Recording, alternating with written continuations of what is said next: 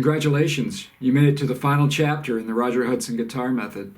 Lesson 20, the key of G minor. G minor is the relative minor key of B flat. It shares the same key signature. So that means you have B flats, B flat on the first fret, 5th string, B flat on the 3rd fret, 3rd string. You also have E flat, 4th fret, 2nd string, E flat, 1st fret, 4th string.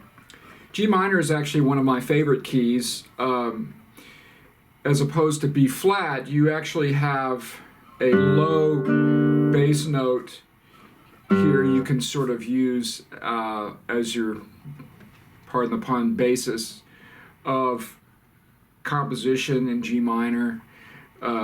B flat, the lowest note you're going to hit as a tonic note is B flat here, which is still a little bit high. G minor also is going to incorporate the open 3rd string. You also have the open 4th string D, which is an important note in G relative to G. There are a lot of melodic possibilities. You have a bar that you can play, and you have these notes up here, which with the bass note down here. So G minor is a pretty good key for guitar. Although this is the last lesson in this book, there are obviously more keys that you can play in. I just chose to stop at G minor because these keys that we've used so far are pretty much the more common keys that you're likely to encounter when playing guitar music. So if you're interested more in about keys and different key signatures, I have a chart on page 106 that has all the key signatures and the relative minor keys with the modes, major keys, relative minor keys, and modes. I'll probably do a tutorial on that as well so that I can kind of explain that to you, walk you through it, because it's sort of overwhelming, but it's a good page to study because it really has a lot of information on that one page. The other thing that I'll be doing in the rest of the book we have is additional repertoire. Some of these pieces I've already posted on YouTube, some of them many years ago.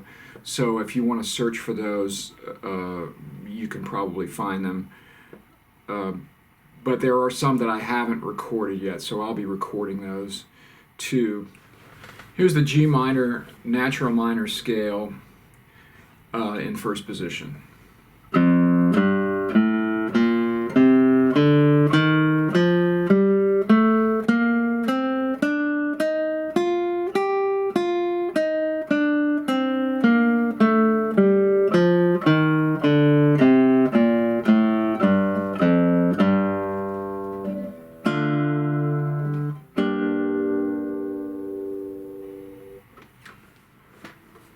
The scale in G minor harmonic minor form is going to have an F sharp in it. F sharp on 1st string, 2nd fret. You have an F sharp here. You have an F sharp on the 6th string. You may be wondering, well, now you have a flat key but a sharp in there. Well, that sharp is not in the key signature. You won't see sharps and flats mixed together in a key signature. So all the notes that you get from G minor, where you have the B flat and the E flat, everything else being natural, you'll have to use an F sharp rather than a G flat. You can't use a G flat because you already have a G in the key of G minor. So remember, you don't have two of the same letter names in a key. So this is where you will see a sharp accidental put into a key signature that's a flat key signature.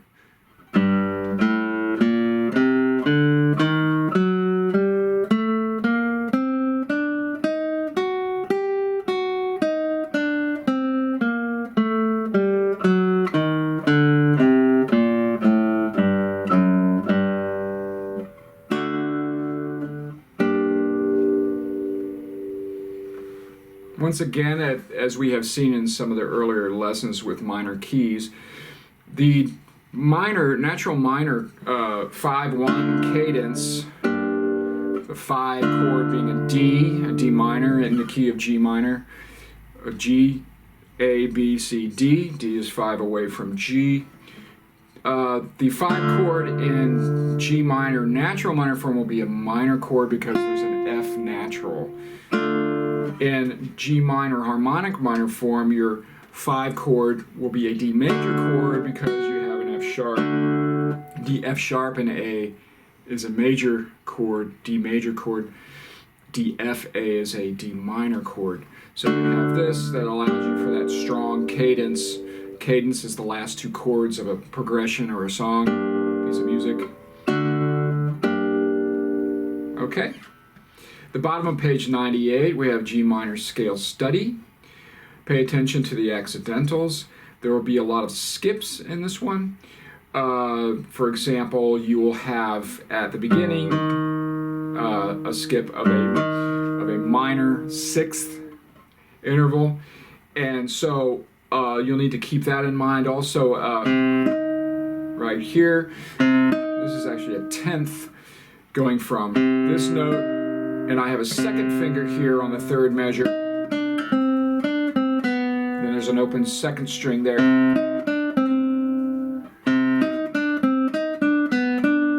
So make sure the E's are not E naturals, they're E flats.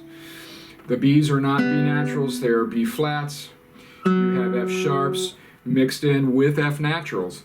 So if there's no sharp sign in front of that F, then it will be an F natural, unless, of course, that note is presented as a sharp and it's presented again without a natural sign. That note stays sharp. So here's G minor scale study.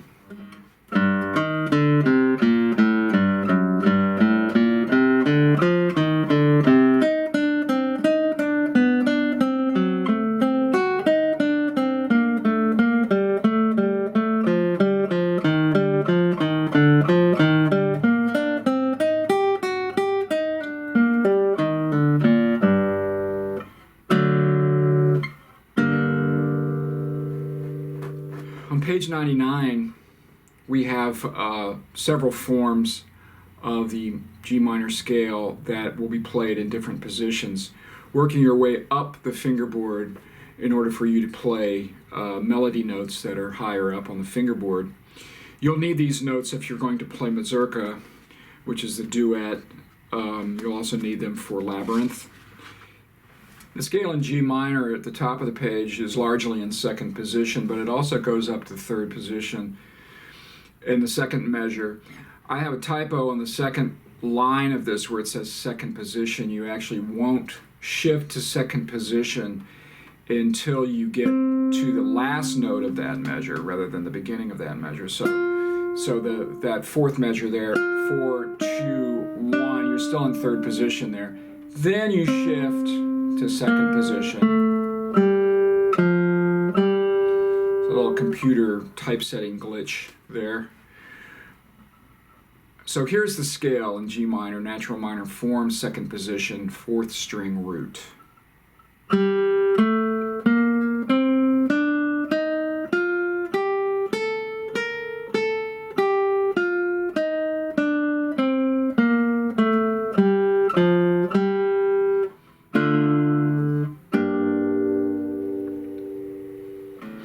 The next form of the scale is going to be the melodic minor form. We haven't been doing melodic minor for every minor key. Keep in mind, however, there is a melodic minor form for every minor key. We just haven't been paying that much attention to it. A lot of times the melodic minor will reveal itself in an actual piece of music rather than just scale work. I included this scale because you'll be shifting into 3rd position in order to get this high B flat.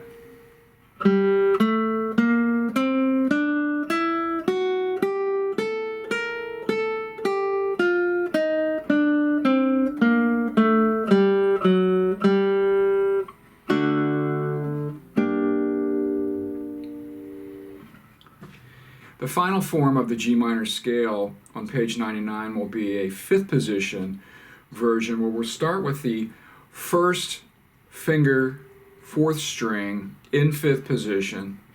I give you the string numbers there. The string numbers with a dot show you that those notes will be played on that string. You will stay in fifth position for this particular form.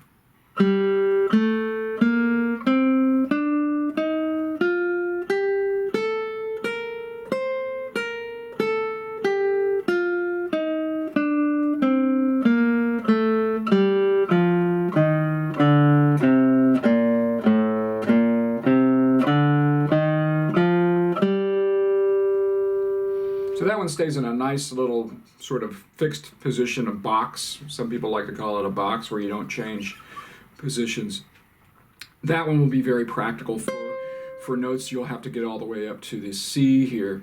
And also it's good for shifting. You have to just a slight movement up to a high D, so it's easy to get to that as well. So that's a very common one. On page 100 we have a charming little duet called Mazurka Trovele e Sonno, which means between sleeping and waking. It was originally written for mandolin and guitar. The guitar one part can be the mandolin part. If you have a mandolin player you'd rather play it with.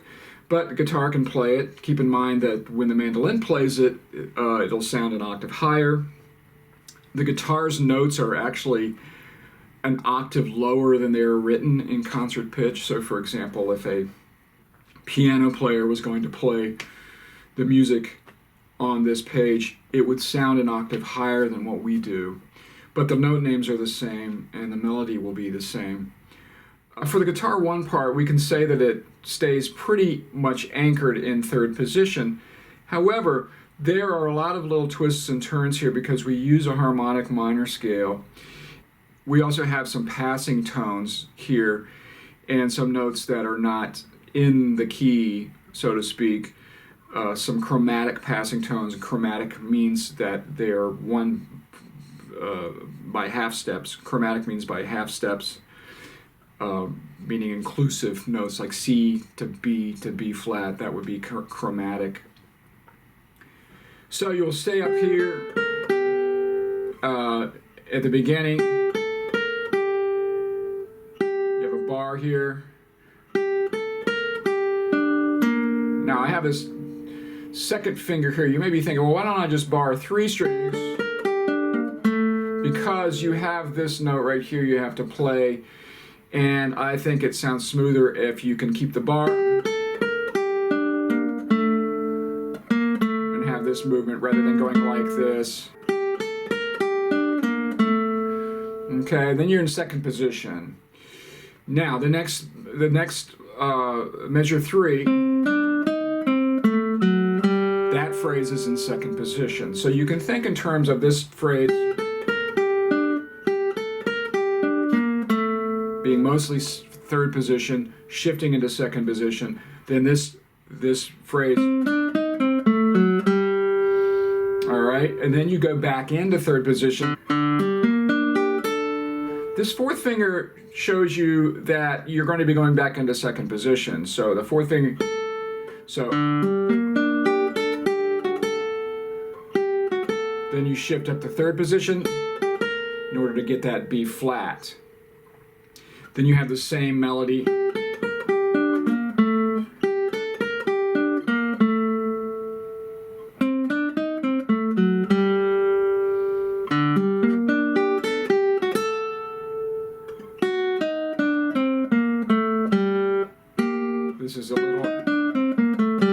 This is a harmonic minor run.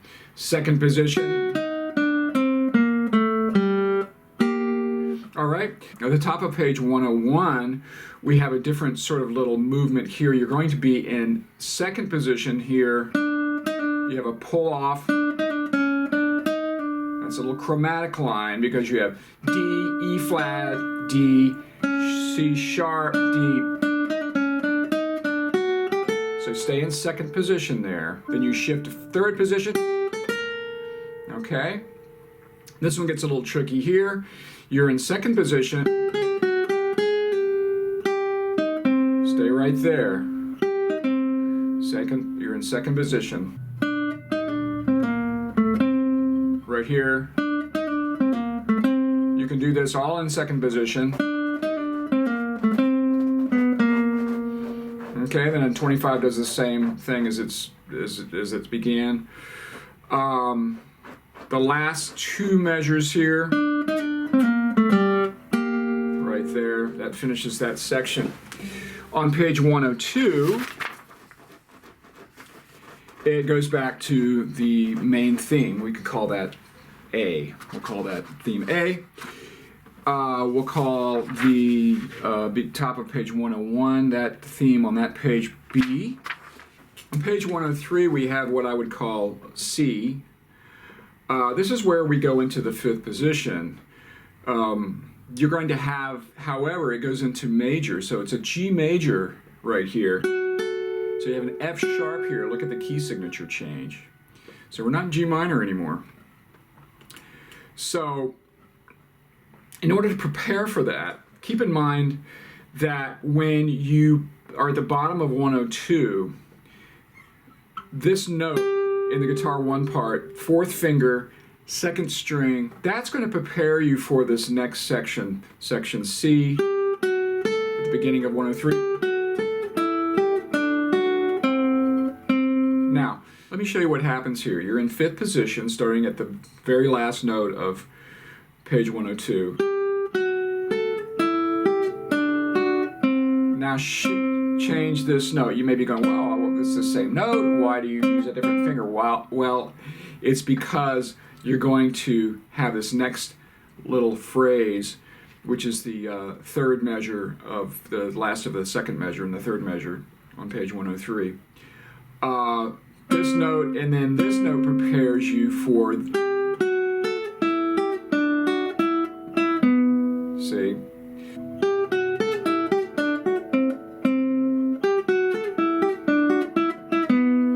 So that's pretty easy when you get the positioning right. Keep that in mind. It's always easier if you can work your phrases into positions and lock in that, rather than trying to play, two fingers everywhere or just jumping around with one or two fingers. That really is not a very reliable way of going about it. So then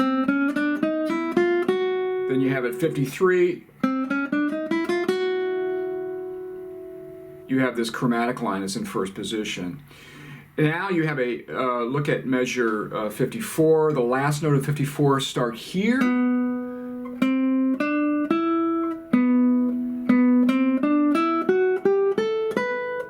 All right, so that is fourth position, shift, fifth position.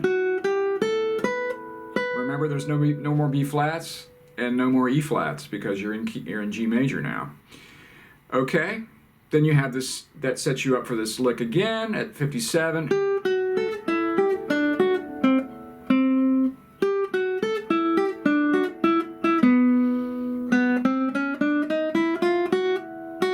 Now this last little phrase is tricky, so stay in fourth position here. Then you go to third position. Okay. You have two endings there, so you'll go back at the top of 103. Then you play the second ending, go back to the very beginning of the piece, and then you'll end it at the bottom of page 102 is the fine. It's kind of unusual because it actually doesn't end at the end of that measure. I just, for the sake of space, I had you end right there. The guitar two part is mostly chords. You have a few places where you sort of play a harmony line with the guitar one part. But in the performance of the guitar two part and the chords, I'm cutting off the bass note there as it's written in measure 1. You could do that or not do that. You can play this like that, or you can let it ring.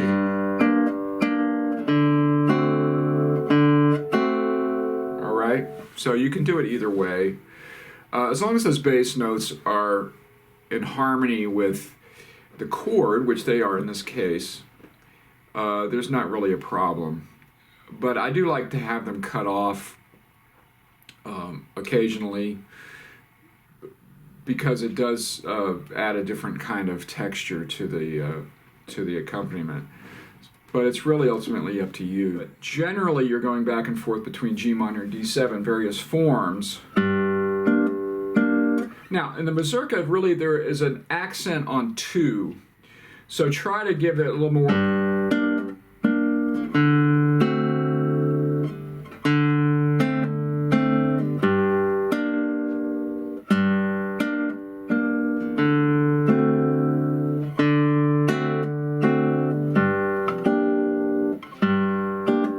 So it goes back and forth between playing their G minor like this or playing it with a bar.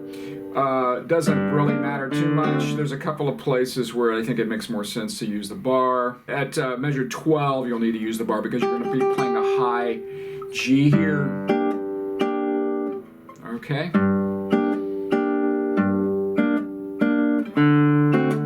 Then you have the NC where it says no chord. That's at measure 15. Okay, so you have that little line with the guitar 1 part. At the top of page 101, you have mostly the same concept here. Make sure that when you play the 3rd measure of page 101, you're going to play this D minor chord like that, because you have an F sharp here. It's a lower voicing of the D7 chord, actually D chord in this case. You could play it 7th if you wanted to. A person that doesn't know how to read notes at all could read these chord symbols actually and play an accompaniment with whoever was playing the melody.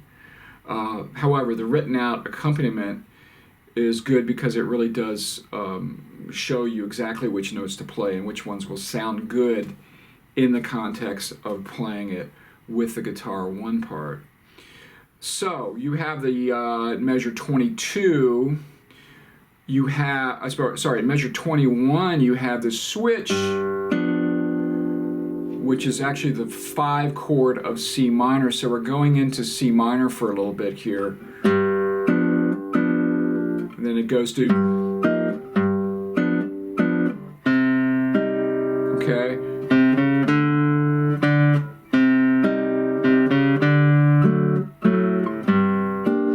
So this is a little change, so don't fall asleep playing G minor and D7 the whole time, because at 21 it changes to G7, which is a major chord.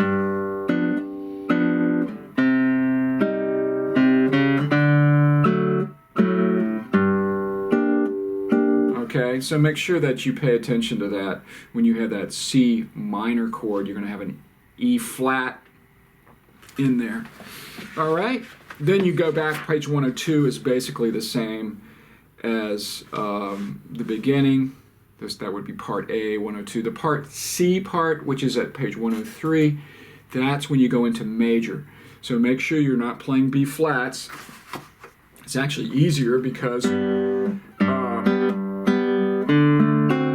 have open strings you can play. In G major, you're playing more open strings. So make sure you're doing that. At measure 42, I'll do a little variation on the accompaniment here. We have this A diminished. Could also be considered a sus2 or 9/8 suspension right there. From D, we have an E flat here. So make sure you're doing that. A little bit of a switch there to keep you from zoning out on the guitar 2 part and the chords. You have one little section at 56 that's very different than the rest of it. It's just kind of a little filler thing, a little sweetening thing for the guitar 2 to do. So make sure you don't miss that at 56. And that's pretty much it. It's a lot of a lot of fun. This one's a lot of fun. This mazurka has kind of a classic Italian cafe, restaurant kind of vibe to it. It's a lot of fun to play. Who knows if you get a good restaurant gig at an Italian restaurant, this would be a natural choice for your repertoire if you were playing maybe with a violinist or another guitarist or a mandolin player. Here's a version just with the guitar 2 part so that you can practice the guitar 1 part along with it, so you can kind of use your own expression. And then after that, we'll have a video of both parts played together. I hope you enjoy it. 1, 2, 3.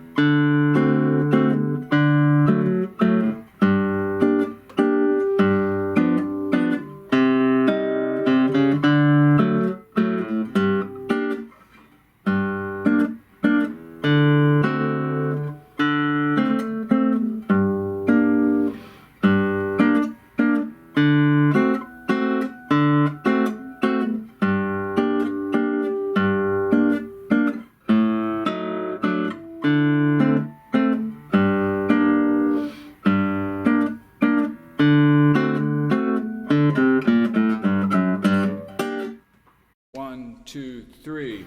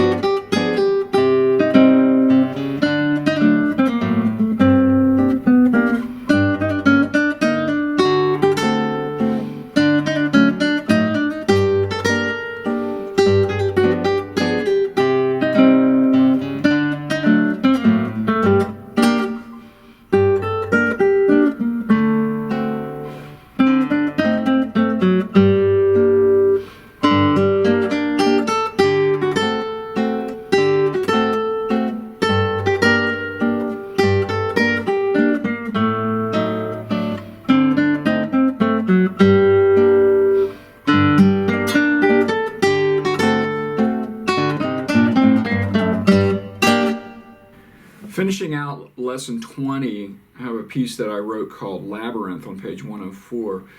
Labyrinth is fairly challenging. You'll have to move a lot. You have to shift a lot. There are some embedded melodic lines that are in arpeggios. You have a basic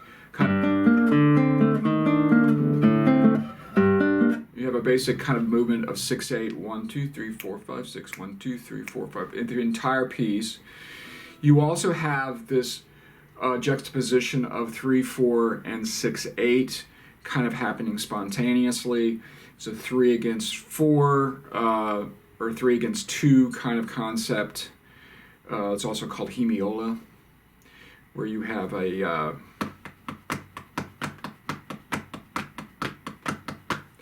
have 3 and 2, 1, 2, 3, 1, 2, 3, 1, 2, 3, 1, 2, 3, 1, 2, 3, 1, 2.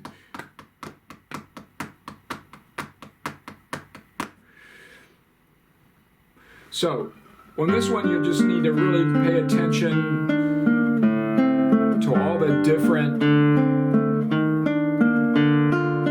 arpeggios and different voicings of the chords. So, for example, this is a G minor chord. This is a D minor chord. This is an E flat chord.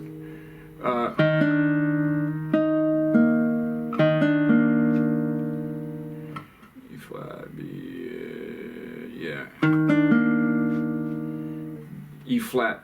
This is a G minor chord, D minor. This is an E flat 7, major 7. Okay, this is also a G minor. That's also a D minor chord. So you'll see all the different sort of voicings of the different chords, the progressions, chord progressions being similar. There are some changes here. When you get down to the 5th line, one of the biggest changes, actually the measure right before that, the last measure of the 4th line, right here, you're going to make a big shift.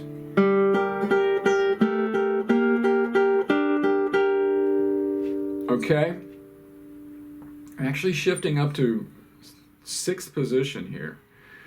Okay, pay attention to the string numbers. Okay? The string numbers will give you the context of where it is that you need to be on the guitar.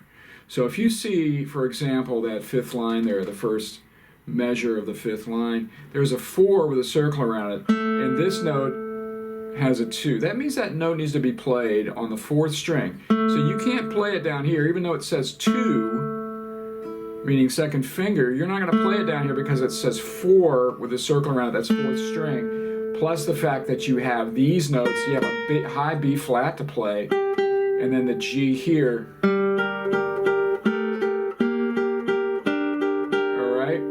So make sure you pay attention to that. You'll find out that if you try to play some of these notes in the places that you're accustomed to playing them, you won't physically be able to play the music that's on the page. So pay attention to those finger numbers and string numbers, even more importantly.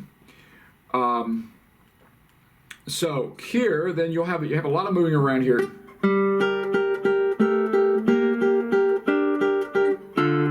You're going to 5th position. Now there's a bar there. Right there. You actually don't need to bar all strings, but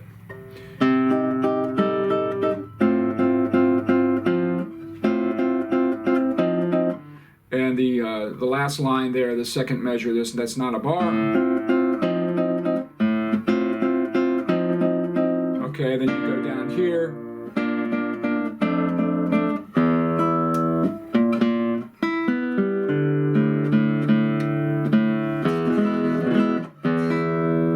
Let's take a look at this last line. You'll be going to 3rd position here.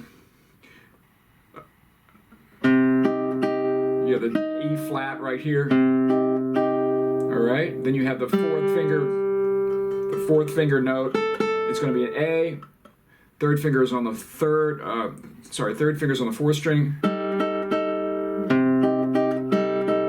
right. Then you're off the bar. Now you shift to first position because you have to play this low B flat.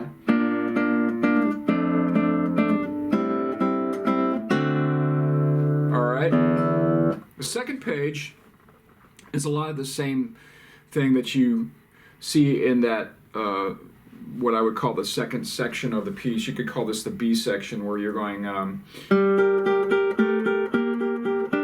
would call that the B section. The A section being this. That's the main theme. That's the main theme. Okay.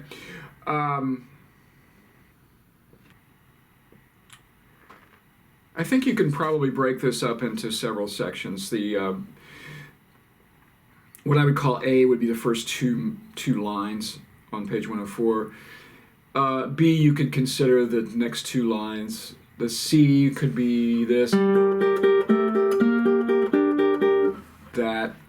On page 105, sort of still what I would call C. Then it goes back to the beginning, so that would be A again. And then you have this section that's very different where it says dolce. Dolce means sweet. So right here you're going to go all the way up to the D. The D here, you have an open third string. The B flat has to be played here. You can't play it here. Don't play it like that. I'm at the third line of page 105. Okay, this note is a C. Where the mezzo piano is.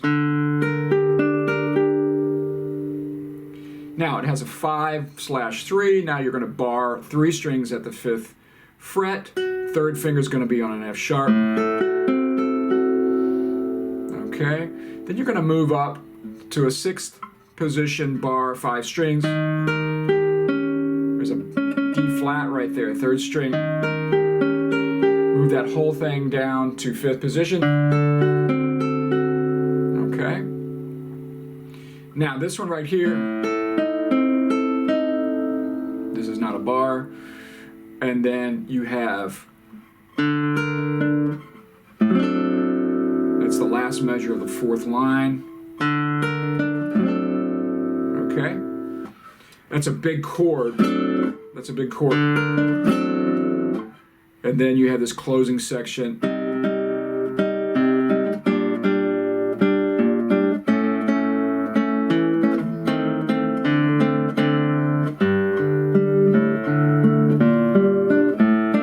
Okay, this section here.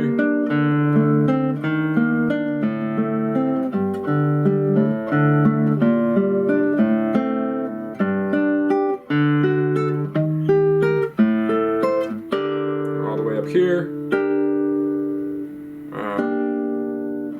forget the E flat. This is pretty fun to play once you get it down. I would recommend memorizing this one.